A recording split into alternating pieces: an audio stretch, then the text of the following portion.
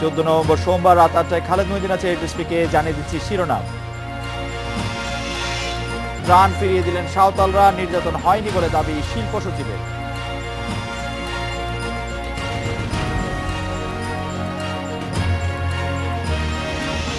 দেশে ডায়াবেটিস আক্রান্ত 71 লাখ, 2030-এ 1.5 কোটি ছাড়ানোর আশঙ্কা।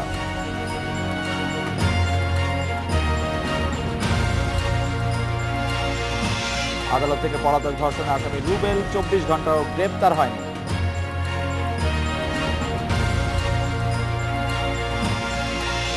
গাইবান্ধা চিনি কলের জমি থেকে উচ্ছেদের সময় সাঁওতালদের কোনো নির্যাতন করা হয়নি বলে দাবি করেছেন শিল্প সচিব মোহাম্মদ মোশাররফ হোসেন ভূঁইয়া। প্রশাসনকে বেকায়দায় ফেলতে স্বার্থান্বেষী মহল অপপ্রচার করছে বলেও দাবি করেছেন তিনি। সকালে শিল্প মন্ত্রণালয়ে সংবাদ সম্মেলনে তিনি বলেন, ঘটনাটি সমাধান হওয়ার পরও আন্দোলনকারীরা পরিস্থিতি অস্বাভাবিক করে রেখেছে।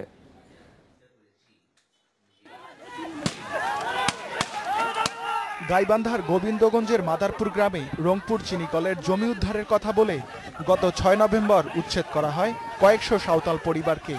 সে সময় পুলিশের সামনে বাড়িঘর জ্বালিয়ে দেওয়ার ছবি ছড়িয়ে পড়েছে সামাজিক যোগাযোগ মাধ্যমে। তবে ঘটনার 8 দিনের মাথায় সংবাদ সম্মেলনে শিল্প সচিবের দাবি, স্বার্থান্বেষী মহলের ইন্ধনে সাঁওতালরাই নিজেদের ঘরবাড়িতে আগুন দিয়েছে। দখলদার উচ্ছেদে প্রশাসন শান্তিপূর্ণ অভিযান চালিয়েছে বলেও দাবি করেছেন তিনি।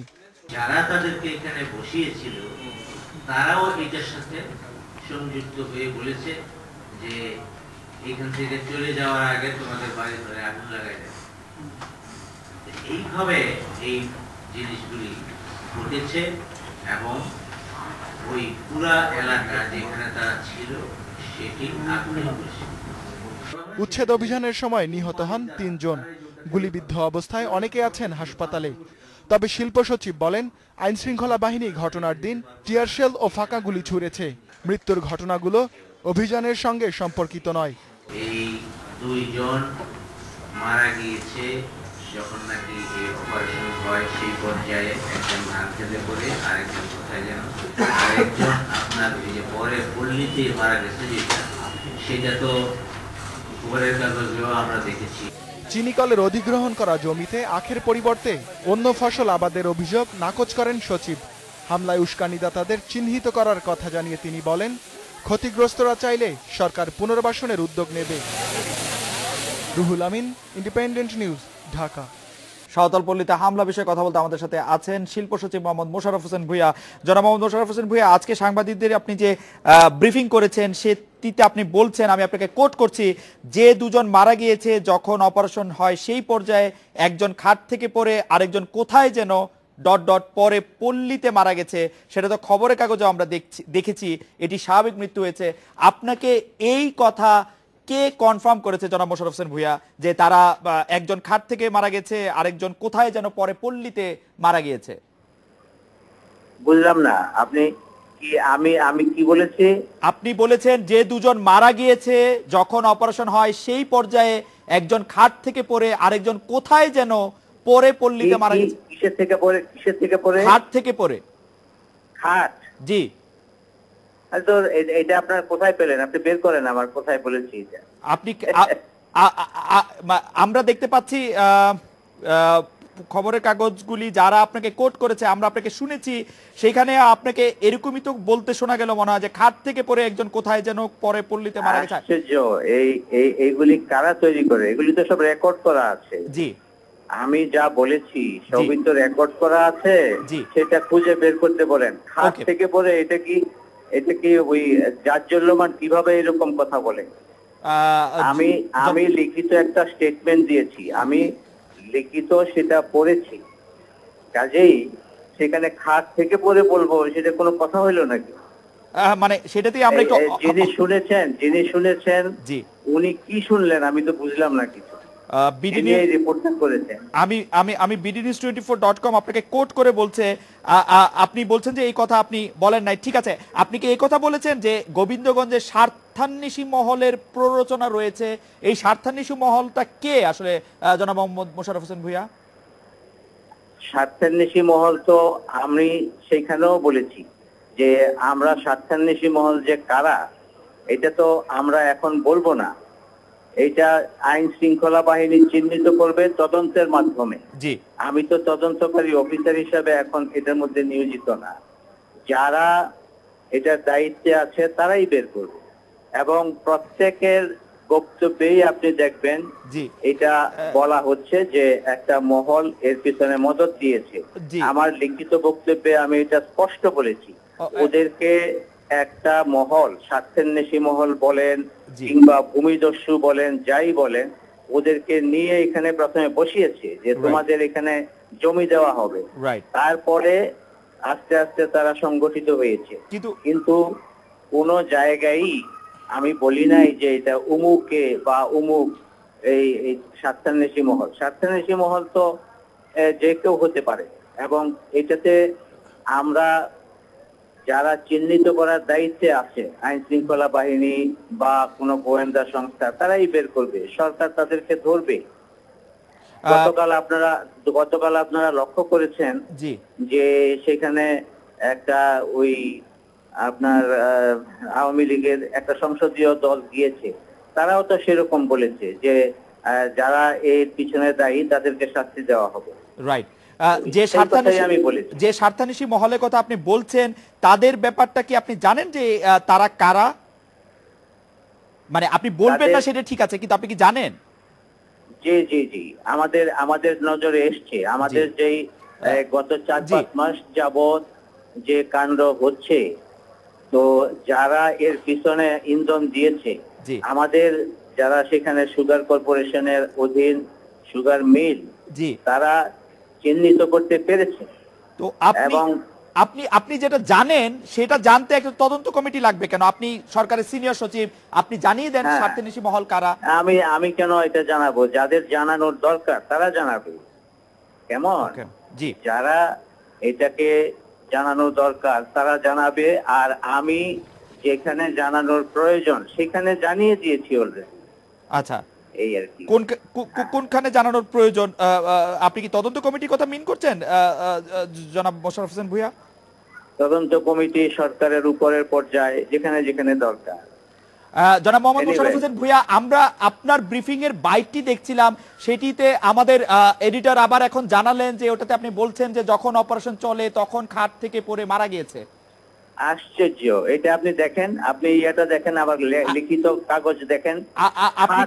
আপনি কি আবার শুনতে চান? আপনাকে জনাব মোহাম্মদ মোশাররফ হোসেন ভূঁইয়া, আপনাকে আবার শুনতে চান? খাট? জি জি, খাট নাকি? খাট যেটাতে ঘুমায়, বেড। আশ্চর্য! আপনি কি আবার আপনাকে শুনতে চান? আমরা কি দেখতে পারবো এটি আবার জনাব মোহাম্মদ মোশাররফ হোসেন ভূঁইয়া আসলে কি বলছেন? জি জি, আপনি করেন, দেখেন। জি, খাট থেকে পড়ে গিয়ে বলবো এটা কি কেউ পাগল নাকি কেউ এটা বলবে? এইটা লিখিতটা আপনি দেখেন। আপনার লিখিত এবং কথিত সবগুলি আমরা আবার দেখছি জনাব মোহাম্মদ মোশাররফ হোসেন ভূঁইয়া, আমরা দেখতে চেষ্টা করছি আসলে আপনি কি বলেছেন। মানুষ এত বিকৃত করে, এবং আমাদের দেশের মানুষই বেশি নেগেটিভ, এবং খুঁজে বের করে যে আমরা একটু দেখে নেই যে আসলে জনাব মোহাম্মদ মোশাররফ হোসেন ভূঁইয়া আসলে কি বলেছেন, আমরা একটু দেখি। তবে তারাও এটার সাথে সংযুক্ত হয়ে বলেছে যে এখান থেকে চলে যাওয়ার আগে তোমাদের বাড়ি ধরে আগুন লাগাই দেবে। এইভাবে এই জিনিসগুলি ঘটেছে, এবং ওই পুরা এলাকা যেখানে তারা ছিল সেটি আগুনে ধরেছে। উচ্ছেদ অভিযানের সময় নিহত হন 3 জন। গুলিবিদ্ধ অবস্থায় অনেকে আছেন হাসপাতালে। তবে শিল্প সচিব বলেন, আইন শৃঙ্খলা বাহিনী ঘটনার দিন টিয়ারশেল ও ফাঁকা গুলি ছুড়েছে। মৃত্যুর ঘটনাগুলো অভিযানের সঙ্গে সম্পর্কিত নয়। এই 2 জন মারা গিয়েছে যখন নাকি এই অপারেশন হয় সেই পর্যায়ে। একজন ধান খেতে পড়ে, আরেকজন কোথায় যেন, আরেকজন আপনার পরে পল্লীতে মারা গেছে, সেটা তো জনাব মোশাররফ হোসেন ভূঁইয়া, আপনি আমারও কাছেও মনে হলো আপনি বললেন যে একজন খাট থেকে পড়ে আরেকজন কোথায় যেন পড়ে, আপনি এই কথাই বললেন বলে আমারও মনে হলো। না, আমি অবশ্য আপনাদের সাউন্ডের জন্য, আমি তো একটা বিয়ের অনুষ্ঠানে সাউন্ডের মধ্যে শুনতে পাচ্ছি না, কিন্তু কোনো প্রশ্নই আসে না যে খাট থেকে পড়ে বলবো। একটা যেটা ধান খেতে পড়ে, ধান খেতে, খাট থেকে না। ও আচ্ছা, সেটা কিছুটা উচ্চারণ বিভ্রাট হতে পারে। ধান খেতে জনাব মোশাররফ হোসেন ভূঁইয়া, আপনি কি আশা করছেন যে সাঁওতাল পল্লীতে যে ঘটনা ঘটছে সেটা খুব দ্রুত সেটা সমাধান হয়ে যাবে বা সমাধান হয়ে গেছে এর মধ্যেই? সরকারের সদিচ্ছা আছে এবং এটা সমাধান হওয়ার পথে, কিন্তু কিছু কিছু লোক তাদেরকে উস্কানি দিয়ে এটা জিয়ে রেখেছে। তারা কারা? মানে তারা কারা? আমরা কালকে আওয়ামী লীগের একটা বড় দলকে সেখানে যেতে দেখেছি, আমরা আরো কিছু লোক যেতে দেখেছি, তারা কি উস্কানি দিচ্ছেন? না, আওয়ামী লীগের তারা উস্কানি দিবে কেন? মানে তারা তো আরো এটা নিবৃত করতে তারা গিয়েছে। আচ্ছা আচ্ছা, তারা তো ওদেরকে বুঝিয়ে, আমি আওয়ামী লীগের যিনি এমপি আছেন ওনার সাথে কথা বলেছি, রাইট। উনি তো আরো তাদেরকে নিবৃত করতে চেষ্টা করেছে।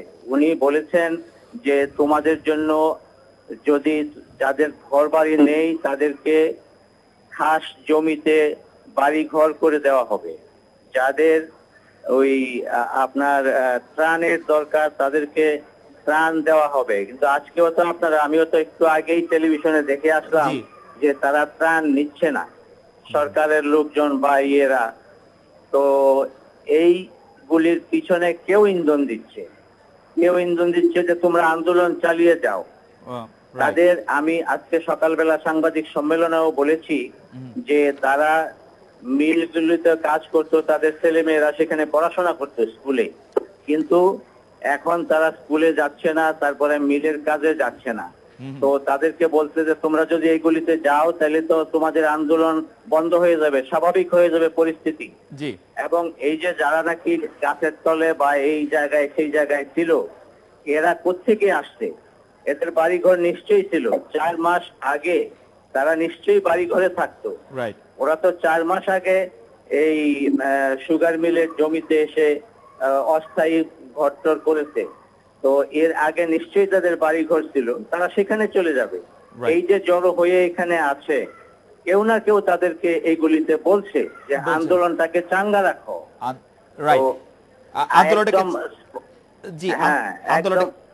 আন্দোলনটাকে চাঙ্গা রাখতে কেউ না কেউ বলছে, কিন্তু আওয়ামী লীগের যে প্রতিনিধি দল গতকাল এবং গত পরশু আমরা দেখেছি সেখানে গিয়েছেন, তারা কিন্তু একটা ফিরে এসে কেউ কেউ একটা প্রতিবেদন দিয়েছেন, সংবাদপত্রের সাথে কথা বলেছেন। তারা কিন্তু বলেছে যে ইচ্ছাকৃতভাবে তাদের বাড়িতে আগুন লাগানো হয়েছে, কেউ কেউ বলেছে যে তাদের সাথে জড়িত তাদের শাস্তিও দেওয়া হবে। শুনেন, তাদের যে বাড়ির কথা বলতেছেন, তাদের যে বাড়িতে আগুন লাগানো হয়েছে বলতেছেন, সেগুলি তো তাদের বাড়ি না, তারা দখল করে।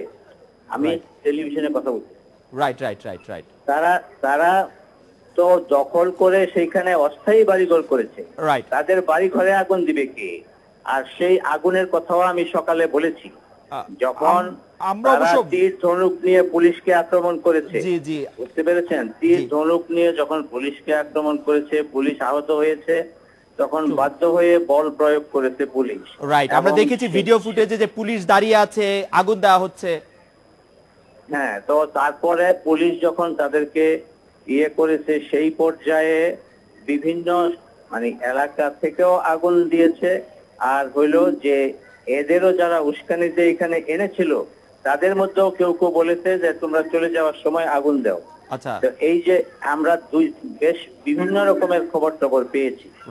আপনারা নিশ্চয়ই তদন্ত করে এটা বলতে পারি যে আমাদের মিলের কোন অফিসার বা মিলের সাথে সংশ্লিষ্ট কেউ কিন্তু এই আগুন লাগানোর মধ্যে যায় নাই, ওরা কাছেই যায় না।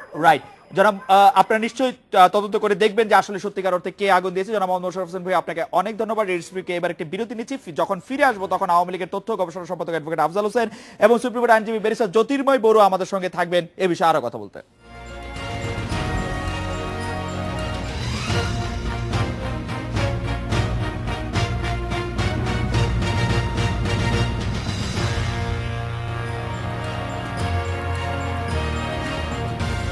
সাঁওতালপল্লীতে হামলা নিয়ে কথা বলতে আমাদের সাথে আছেন আওয়ামী লীগের তথ্য গবেষণা সম্পাদক অ্যাডভোকেট আফজাল হোসেন এবং সুপ্রিম কোর্টের আইনজীবী ব্যারিস্টার জ্যোতির্ময় বড়ুয়া আছেন আমাদের সঙ্গে। অ্যাডভোকেট আফজাল, আমরা শিল্প সচিব আজকে যখন ব্রিফ করছিলেন তখন তিনি বলছিলেন যে সাঁওতালপল্লীতে যারা হামলা করছেন বা সাঁওতালপল্লীতে যে আগুন দেওয়া হয়েছে তার অনেকটাই হচ্ছে নিজেদের দেওয়া। তিনি এটি স্বার্থান্বেষী মহলে কথা বলছেন। আপনি এই বক্তব্যের সাথে একমত কিনা? না, আমি একটু ভিন্নভাবে বলছি। সেটা হলো সাঁওতালপল্লীতে যে ঘটনাটি ঘটেছে এটা বাংলাদেশে যে মুহূর্তে আমাদের প্রিয় নেত্রী বঙ্গবন্ধু কন্যা শেখ হাসিনা এই দেশের কোনো মানুষ গৃহহীন থাকবে না এবং সেখানে গৃহের জন্য মানুষ আন্দোলন করবে অথবা এরকম একটি অনাকাঙ্ক্ষিত ঘটনা ঘটবে, হতাহতের ঘটনা ঘটবে, এটা অত্যন্ত দুঃখজনক। এবং ইতিমধ্যে বাংলাদেশ আওয়ামী লীগের পক্ষ থেকে একটি প্রতিনিধি দল সেখানে গিয়েছেন এবং তারা ঢাকা ফিরে এসেছেন এবং দু একদিনের মধ্যেই তারা কিন্তু এই তদন্ত করে তার রিপোর্ট আমাদের দলের কাছে পেশ করবে এবং আমাদের দলের স্পষ্ট বক্তব্য এই ঘটনার সাথে তারা যে দলের হোক, যে পক্ষের হোক, যেখানেরই হোক না কেন, তারা আইনের ঊর্ধ্বে থাকবে না, তাদের সমুচিত শাস্তির বিধান অথবা শাস্তি নিশ্চিত করা হবে। এটাই আমাদের দলের স্ট্যান্ড এবং সরকারের পক্ষ থেকে এটাই বলা হয়েছে। এবং এইখানে আপনার সামনে কথা বলার আগে আমি কিছুক্ষণ আগে আমাদের হোম মিনিস্টার আসাদ ভাই কামাল সাহেবের সাথে কথা বলেছি, তিনিও বলেছেন ইতিমধ্যে পুলিশ অথবা অন্যান্য সংস্থা সেখানে আছে এবং প্রশাসনের পক্ষ থেকে সেখানে যারা নির্যাতিত হয়েছে বলে আমরা মনে করছি তাদেরকে সেখানে আশ্রয়ের ব্যবস্থা করা হয়েছে এবং তাদের সাহায্য সহযোগিতার হাত বাড়ানো হয়েছে এবং তাদের সন্তান যাতে স্কুলে লেখাপড়া করতে পারে তার জন্য সেই স্কুলগুলিতে আসার ব্যবস্থা করা হয়েছে সরকারের পক্ষ থেকে। আফজল ভাই আপনার অনুমতি নিয়ে আমি একটু বলি যে এইখানে জ্যোতির্ময় বড়ুয়া আছেন, বেশ জ্যোতির্ময় বড়ুয়া, তিনি সহ আরো বেশ কিছু জন সেই জায়গাটি পরিদর্শন করেছেন।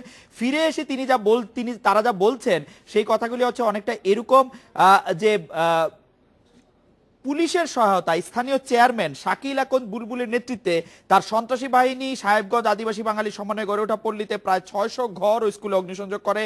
তারা আরো বলছেন সুগার মিলটি চালু না থাকার কারণে স্থানীয় এমপি ও মিলের ম্যানেজার অবৈধভাবে বর্গা দিলে সেখানকার আদিবাসী বাঙালিরা তাদের পূর্বপুরুষের ভিটামিনটি ফেরত পাওয়ার দাবি করতে থাকে, তাই এমপি ও মিলের ম্যানেজার ক্ষিপ্ত হয়ে হামলা চালিয়েছে। এই বক্তব্যটি আপনি শুনেছেন কিনা, শুনে থাকলে এর প্রেক্ষিতে আপনার প্রতিক্রিয়া কি? এবং আওয়ামী লীগের যে প্রতিনিধি দল সেখানে গিয়েছেন তারাও কিন্তু প্রায় একই ধরনের তথ্য পেয়েছেন। আপনার কাছে নিশ্চয়ই প্রতিবেদনটি আসলে আপনি নিশ্চয়ই দেখবেন। আপনার প্রতিক্রিয়া জানতে চাইছিলাম অ্যাডভোকেট আফজাল হোসেন।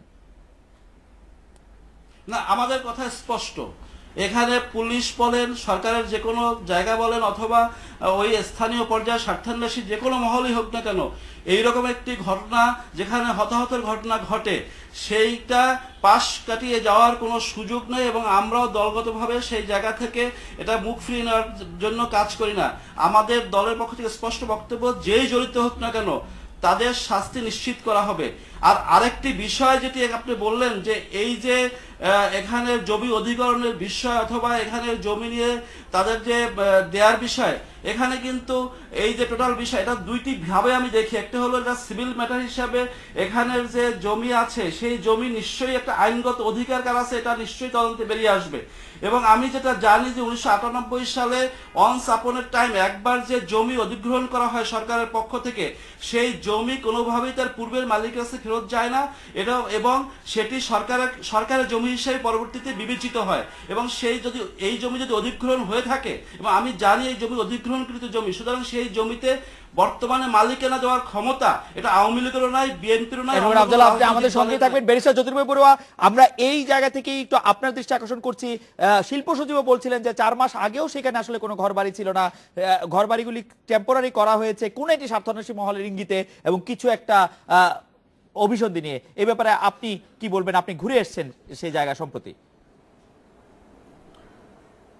হ্যাঁ, এটা ওনারাও বলছেন এবং আমরাও কিন্তু বলছি যে 1 জুলাই থেকে এই জায়গাতে আদিবাসীরা কিছু ঘর করতে শুরু করে এবং 250-র মতো বাঙালিরা এখানে বাড়ি করেছিল এবং বাকিরা হচ্ছে আপনার সাঁওতাল জনগোষ্ঠী। এখন এখানে যারা বাড়ি করেছিল তাদের কি কারণে, কোথায়, কিভাবে বাড়ি করতে গেল সেটার কিন্তু হিস্ট্রি আমরা অনেক দিন ধরেই বলছি। এখন এটা 2013 সন থেকে ওরা এক ধরনের কিন্তু সমিতি করে চাঁদা দিয়ে আসছিল এই ইউনিয়ন পরিষদ চেয়ারম্যান বুলবুল এবং স্থানীয় এমপিকে। তারা এই টাকাগুলো তুলছিলেন এই আশ্বাস দিয়ে যে সরকারের সাথে তাদের দেন দরবার চলছে, তারা এই জমিগুলো তাদের পাইয়ে দিতে পারবেন। সেই তারাই কিন্তু আবার এই উচ্ছেদ কার্যক্রম পরিচালনা করবেন। আমি এইটার পাশাপাশি শিল্প সচিব যে কথাগুলো বলেছেন সেগুলোতে বেশ কিছু আপত্তিকর কথা আছে যেগুলো নিয়ে আমি একটু স্পষ্টভাবে উল্লেখ করতে চাই এবং দেখিয়ে দিতে চাই যে কিভাবে তারা কথাগুলোকে টুইস্ট করছেন, যেগুলো অলরেডি মিডিয়াতে রেকর্ডেড অবস্থায় আছে। তার আগে সেখানে যাওয়ার আগে আমি একটু অন্য একটা বিষয়ে, এই একই জমি নিয়েই অন্য একটা বিষয় আপনাদেরকে একটু দেখাতে চাই। আমি আপনাদের ক্যামেরাতে একটু দেখাচ্ছি। এটা হচ্ছে আমাদের গাইবান্ধার যে ডিসি, সেই ডিসি সাহেবের বেজা কর্তৃপক্ষের কাছে পাঠানো একটি প্রতিবেদন, সেখানে তিনি কি বলছেন আমি শুধু একটা প্যারাগ্রাফ একটু খুব কুইকলি পড়ে শোনাচ্ছি। তিনি এই চিঠিটা পাঠিয়েছেন 10ই মে 2016। সেখানে 3 নম্বর প্যারাগ্রাফে তিনি বলছেন, বর্ণিত অবস্থায় গাইবান্ধা জেলার অর্থনৈতিক অঞ্চল প্রতিষ্ঠার লক্ষ্যে প্রয়োজনীয় তথ্যাদি নিম্নে প্রেরণ করা হলো। গাইবান্ধার অর্থনৈতিক অঞ্চল প্রতিষ্ঠার লক্ষ্যে গাইবান্ধা জেলার গোবিন্দগঞ্জ উপজেলার রামপুর মৌজার খতিয়ান নাম্বার 2-এর, তারপরে অনেকগুলো তিনি মৌজার কথা উল্লেখ করেছেন, চকরহিমাপুর, তারপরে নরেঙ্গাবাদ, মাদারপুর মৌজা, এইভাবে বলছেন যে সর্বমোট জমির পরিমাণ 1832.27 একর জমি, যা মহিমাগঞ্জ সুগার মিলের অব্যবহৃত ও পরিত্যক্ত রয়েছে। কথাটা একটু খেয়াল করবেন, 1832.27 একর জমি মহিমাগঞ্জ সুগার মিলের অব্যবহৃত ও পরিত্যক্ত রয়েছে। মহিমাগঞ্জ সুগার মিলের অব্যবহৃত পরিত্যক্ত জমি হওয়ায় ভূমি অধিগ্রহণের প্রয়োজন নেই। এটা হচ্ছে স্পেশাল ইকোনমিক জোন গঠন করার জন্য তার স্পেশাল ইকোনমিক জোন করার যে অথরিটি বেজা কর্তৃপক্ষ, তাদের কাছে পাঠানো চিঠি আমি আপনাদেরকে দেখাচ্ছি। অপর পৃষ্ঠাতে হচ্ছে কোথায় কোথায় অনুলিপি পাঠানো হয়েছে সেগুলো আছে। এবার আলোচনায় আসেন এই যে শিল্প সচিব যে বললেন, শিল্প সচিব ওনার সংবাদ সম্মেলন করে বলেছেন, উনি এটা সংবাদ সম্মেলন এখানে না করে উনি যে বক্তব্যগুলো দিয়েছেন সেটা এতটাই আপত্তিকর এবং এত রাজনৈতিক বক্তব্য, উনি আসলে এগুলো পল্টনের ময়দানে পলিটিক্যাল কোনো সভা ডেকে করলে সবচেয়ে ভালো হতো। উনি এখানে প্রথমত যে শব্দটা ব্যবহার করেছেন সংঘর্ষ, হামলা আর সংঘর্ষ মোটেও এক জিনিস নয়। আমরা দেখছি হামলা আর উনি দেখছেন সংঘর্ষ, অর্থাৎ এই শব্দগুলোকে রাজনীতিকরণ করছেন উনি। কিন্তু এই কথা কি ঠিক নয় যে তীর ধনুক দিয়ে আসলে প্রতিরোধ করা হয়েছিল সে সময়? আপনার সেলফ ডিফেন্স তো আপনার অধিকার রয়েছে না, সেই ক্ষেত্রে কি সংঘর্ষ বলা যাবে? সেটাকে কি সংঘর্ষ বলা যাবে? সমানে সমানে লড়াই হবে না, সেটা সমানে সমানে মানে কিভাবে সংঘর্ষ হবে? আপনি যখন আমাকে আক্রমণ করবেন, তীর ধনুক তো লেথাল উইপন, অনেক ক্ষেত্রে আমার কাছে তীর আমার গলায় ঢুকলে তো মারা যাব। হ্যাঁ, এখন হচ্ছে আমার আপনার কাছে এটা দেখতে অস্বস্তি লাগতে পারে, কিন্তু তারা জাতিগতভাবে, তাদের সম্প্রদায়গতভাবে আপনি দেখবেন তীর ধনুক তারা আরেক বাড়িতে বেড়াতে গেলেও কিন্তু সাথে করে তীর ধনুক নিয়ে যায়, তাদের সংস্কৃতিরই অংশ। তাদের হঠাৎ করে যখন দেখবেন আপনি তাদেরকে বাড়িতে আগুন দিচ্ছেন, গুলি করছেন, তখন সেটা কি হবে? এখন এইটা যাওয়ার আগেও আমি আরেকটা জিনিস একটু এখানে বলিনি। আপনার হয়তো খেয়াল আছে, মিডিয়াতে মিলের ম্যানেজার পরিষ্কার করে বলেছেন তারা কোনো রকমের উচ্ছেদ কার্যক্রম পরিচালনা করতে যাননি। তারা সেখানে গেছেন বীজ আখ কাটার জন্য। গোবিন্দগঞ্জ থানার ওসি বলছেন ওনারা কোনো উচ্ছেদ কার্যক্রম পরিচালনা করতে যাননি, ওনারা গেছেন গন্ডগোলের খবর পেয়ে গন্ডগোল সামাল দেওয়ার জন্য। আপনি আলোচনায় আসার আগে আমাদের একটু বলবেন যে এই জমিটি আসলে কার, মানে এবং সেটি 4 মাস আগে মানে জুলাই মাস থেকে যদি তারা এখানে টেম্পোরারি থাকতে শুরু করে এবং এখানে যদি অর্থনৈতিক উন্নয়ন জোন করার মানে পরিকল্পনা শিল্প মন্ত্রণালয় নেয়, সেইখানে কি তারা সেটি জমিটি ফেরত পাইতে চাবে কিনা, মানে সেটি কি করা উচিত ছিল আসলে? আচ্ছা, এইটা আসলে খুবই একটা লেজিটিমেট প্রশ্ন। আমি এই জন্যই দেখালাম, শিল্প মন্ত্রণালয় কিন্তু কোনোভাবেই স্বীকার করবে না যে এই জমিগুলো পরিত্যক্ত। যদি সেটা পরিত্যক্তই হয় তাহলে তো সুগার মিলের কাজকর্ম চলছে না, সেটাই প্রমাণিত হয়। 1842 একর জমি, ডিসি সাহেব প্রতিবেদন দিয়ে বলছেন 1832 একর জমি এখানে পরিত্যক্ত অবস্থায় পড়ে রয়েছে। মিলের ম্যানেজার তো গতকালকেও দাবি করলেন একটি মিডিয়াতে যে 600 একর ওনারা চাষাবাদ করেছেন। যদি 1832 একর জমি পরিত্যক্ত হয় তাহলে কোথায় 600 একর পেলেন তিনি? তাহলে চিনি কর্পোরেশন তো নিশ্চয়ই বেজা কর্তৃপক্ষের কাছে শিল্প স্থাপন করার জন্য তারা তো নিশ্চয়ই এই জমিগুলোর ধরে রাখতে পারবেন না। এখানে যেটা বারবার বলা হচ্ছে যে এই জমিগুলোতে কি ছিল, তিনি আজকে তার সংবাদ সম্মেলনেও বলেছেন সেখানে আদিবাসীদের, সাঁওতালদের গ্রাম ছিল এবং বাঙালিদের গ্রাম ছিল। সেখানে যে পশ্চিম পাকিস্তানের ইন্ডাস্ট্রিয়াল কর্পোরেশনের সাথে যে চুক্তিটা ছিল সেই চুক্তিটার উপরে ওনারা বারবার রিলাই করছেন। এই আদিবাসী যারা এই ভূমি ফেরত পাওয়ার জন্য গত 2 বছর ধরে আন্দোলন করছেন, এখন এই 2 বছর ধরে কিন্তু তারা চিনিকল কর্তৃপক্ষের কাছেও গেছেন, ভূমি মন্ত্রণালয়ে গেছেন, সব জায়গায় কিন্তু জমি অধিগ্রহণ সম্পর্কে অ্যাডভোকেট আফজাল যে আইনের কথা বললেন যে জমি যদি একবার অধিগ্রহণ করা হয় তাহলে সেটির উপর সেটির উপর আর কারো কোনো অধিকার সেটা ব্যাখ্যা করছে। আফজাল সাহেব খুবই লেজিটিমেট একটা প্রশ্ন তুলেছেন এবং উনি যে আইনের প্রক্রিয়ার কথাটা বলেছেন উনি খুব সঠিকভাবেই বলেছেন যে এটা যখন অধিগ্রহণ হয়ে যায় তার পরবর্তীতে কি হবে। কিন্তু আমরা যখন কথা বলছি এই অধিগ্রহণটা কিন্তু উনি যে সাম্প্রতিক আইনটির কথা বলছেন 1982 সনের আইন বা সাবসিকুয়েন্টলি যে অ্যামেন্ডমেন্টগুলো এসছে সেটার পরিপ্রেক্ষিতে যে আইনের বর্তমান অবস্থান আমার 1955 সন থেকে অধিগ্রহণ প্রক্রিয়া চালু করে এই 62তে এসে মিলের কার্যক্রম শুরু করা যে অধিগ্রহণের যে জমি, সেটার ক্ষেত্রে কি 1998 সনের কিংবা 1982 সনের আইন কি প্রযোজ্য হবে, নাকি সেই পুরনো সেই সময়ে যে বলবৎ আইন সেটি প্রযোজ্য হবে? ব্যারিস্টার বড়ুয়া, আপনি আমাদের সঙ্গে থাকবেন, আমাদের সময় খুব কম। অ্যাডভোকেট আফজাল, আপনার একটু রেসপন্স আশা করছিলাম। আপনি নিশ্চয়ই শুনতে পেয়েছেন ব্যারিস্টার জ্যোতির্ময় বড়ুয়া আপনার আর্গুমেন্টের প্রেক্ষিতে যেটি বলছেন, এই বিষয়ে আপনার একটু মতামত একটু শুনবো। অ্যাডভোকেট আফজাল। না, এ ব্যাপারে বাংলাদেশে ভূমি ব্যবস্থা নিয়ে অনেক রকম সংকট তৈরি হয় এবং এই কারণে উচ্চ আদালতে 1998 সালে এইরকম নির্দেশনা দেওয়া হয়েছে। তারপরে এই ব্যাপারে আমি মনে করি এটাই চূড়ান্ত এখনকার পর্যন্ত।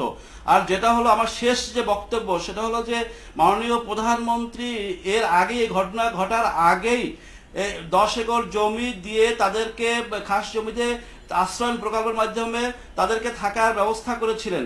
কিন্তু এই স্বার্থান্বেষী মহল যারা আননেসেসারি এরকম একটি ঘটনা তৈরি করার জন্য যারা এই মানুষগুলোকে ব্যবহার করেছে, আমি মনে করি সেই জায়গাটা তদন্তের মাধ্যমে এই স্বার্থান্বেষী মহল কারা?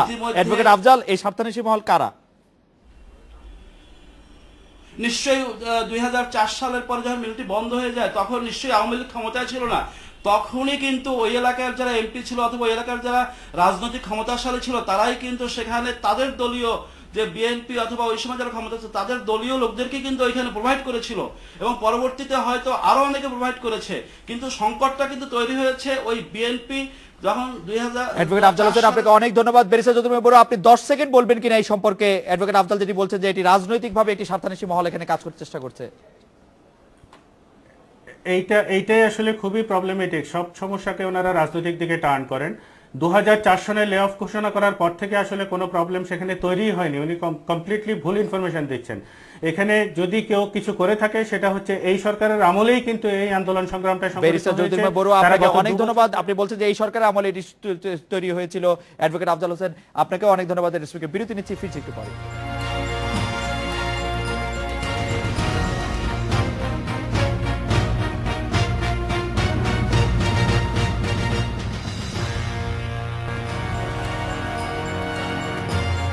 দেশে 71 লাখ মানুষ ভুগছেন ডায়াবেটিসে। এই রোগের সবচেয়ে বেশি ঝুঁকিতে আছেন গর্ভবতী মা ও নবজাতকেরা। ডায়াবেটিস সমিতি বলছে পরিস্থিতি নিয়ন্ত্রণ করা না গেলে 2030 সাল নাগাদ আক্রান্তের সংখ্যা দাঁড়াবে 1.5 কোটিতে। মানবদেহে ইনসুলিনের অভাব বা কার্যকারিতা হারালে রক্তে বাড়ে গ্লুকোজের পরিমাণ, আর এই অবস্থার নামে ডায়াবেটিস। এর প্রভাবে নিষ্ক্রিয় হতে পারে হৃদযন্ত্র, ক্ষতিগ্রস্ত হতে পারে কিডনি সহ নানা অঙ্গ প্রত্যঙ্গ, ভেঙে পড়ে রোগ প্রতিরোধ ক্ষমতা, হারিয়ে যেতে পারে দৃষ্টিশক্তি। বিশ্ব ডায়াবেটিস দিবসের এবারের প্রতিবদ্ধ অন্ধত্ব এড়াতে ডায়াবেটিস নিয়ন্ত্রণে রাখুন। ডায়াবেটিস ঠেকাতে নিয়মিত শরীরচর্চার পরামর্শ চিকিৎসকদের, সেই সঙ্গে কমাতে হবে জাঙ্ক ফুডে আসক্তিও। ডায়াবেটিস সমিতির সাধারণ সম্পাদক লোকমান আহমেদ এবং বগুড়া ডায়াবেটিস হাসপাতাল আবাসিক স্বাস্থ্য কর্মকর্তা ডক্টর আলী আজাদ মিলন আছেন আমাদের সঙ্গে। আমি দুজনের কাছে জানতে চাইবো যে ডায়াবেটিস রোগটা নিয়ে যে সচেতনতার কথা সারা দেশে বলা হয়, সিলেট এবং বগুড়ার মধ্যেও কি আমরা একই রকম সচেতনতা দেখছি? চিকিৎসার ভার যে আপনারা নিচ্ছেন তার জন্য আপনারা যথেষ্ট সমর্থ কিনা? জনাব লোকমান আহমেদ।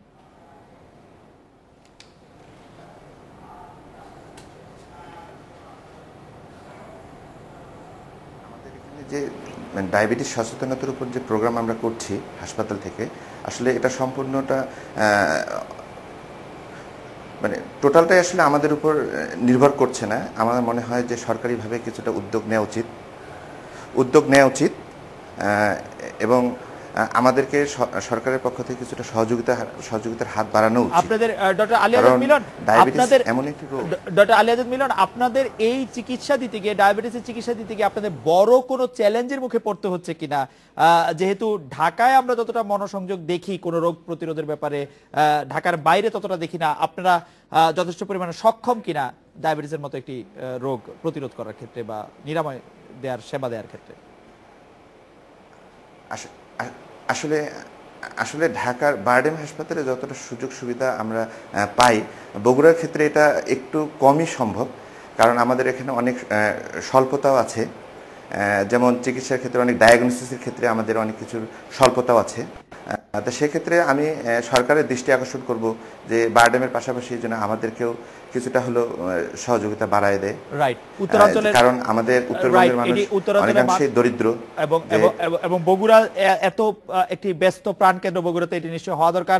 আমি জনাব লোকমান আহমদ আপনাকে জানতে চাইবো যে সিলেটের অবস্থা কি? আপনাদের ডায়াবেটিসের চিকিৎসা যেগুলি একটু জটিলতা ধারণ করে সেগুলি আপনারা সিলেটে করতে পান কিনা, নাকি তার জন্য আপনাদের ঢাকায় আসতে হয়? জনাব লোকমান আহমদ।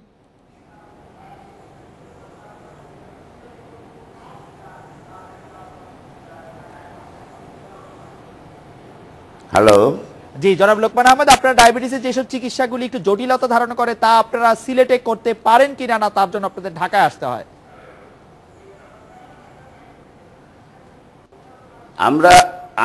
আমরা সিলেট ডায়াবেটিক সমিতি আমাদের পরিচালিত যে হাসপাতাল, আমরা আউটডোর এবং ইনডোরে প্রতিদিন ডায়াবেটিক রোগীদের ডায়াবেটিক রোগ নির্ধারণ সহ তাদের প্রয়োজনীয় সকল ধরনের চিকিৎসা দিতে আমরা সক্ষম। আপনাদের সক্ষমতা সকল ধরনের প্রয়োজনীয় পরীক্ষা নিরীক্ষা ছাড়াও সকল ধরনের চিকিৎসা দিতে আপনারা সক্ষম। এটি জেনে আমরা খুবই আশ্বস্ত হলাম জনাব লোকমান আহমদ। ধন্যবাদ আপনাকে, ধন্যবাদ ডক্টর আলী আজাদ মিলন আপনাকেও। একটি বিরতি নিচ্ছি, ফিরছি তারপরে।